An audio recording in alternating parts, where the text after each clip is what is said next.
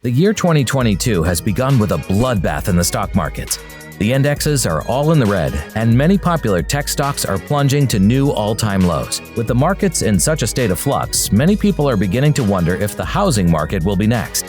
After all, across the country, massive cost increases have priced millions of potential buyers out of the market. Is this going to be their last chance to make a move? Although there's a correlation between stocks, the economy, and the real estate sector, digging deeper reveals some surprising data about the market in 2022. In December of 2019, the average Tampa home cost a buyer $284,000. Today, the same home on the market would likely receive bids in excess of $450,000. Now, if this isn't a crazy surge, what is? Now that the S&P 500 is in free fall and many tech stocks have been wiped out, many people are pointing to markets like Tampa and expecting the same price action. RedFin CEO Glenn Kelman returned to CNBC to discuss his predictions for this year, and the statements are shocking to say the least. Let's see what RedFin CEO has to say about how the real estate market is about to crash. Before we get into that, make sure you like the video and subscribe to our channel. Alright, let's dive right in. In the interview, he said that people are getting worried about inflation and interest rates and how it's going to affect the market. Coming into this home buying season, according to Glenn, there is an unusually high number of consultations with people who want to get their homes ready to sell. So for the first time in about a year, he's expecting to see more inventory, which should lead to more sales. But again, his guess is that the housing market will have a shorter season than usual because interest rates will begin to rise in 2022. So Kelman is basically predicting that the housing market will continue to grow at an absurd rate despite recent stock market developments.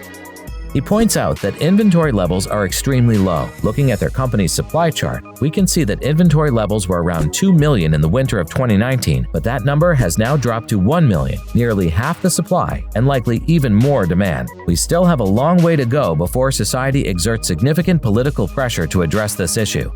Sure, interest rate hikes are on the way this year, which should slow down buying.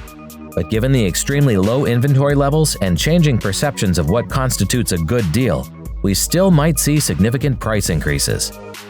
Mr. Kelman mentioned that one state in particular stands out, and that is Florida.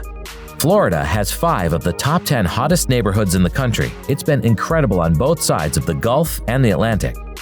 Florida is known for its low taxes. The warm weather attracts people, especially this year when migration is at its peak. What's fascinating about this part of the country is that it frequently serves as a predictor of what the rest of the country will face in the future. The RedFin CEO explains that the real estate market might have a shorter season this year, as people try and rush to get ahead of the possibility of rates going up.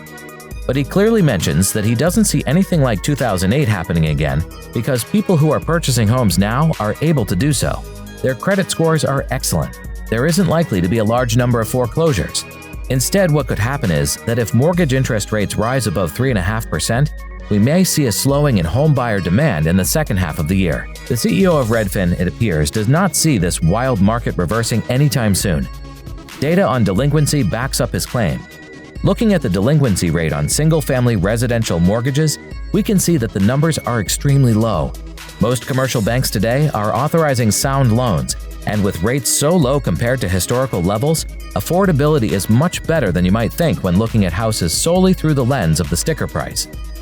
With the markets in freefall and Fed Chairman Powell considering 4 rate hikes, including a possible double hike in March, the real estate market is in for a very interesting first quarter, and I'm sure Kelman will be back on CNBC to discuss it.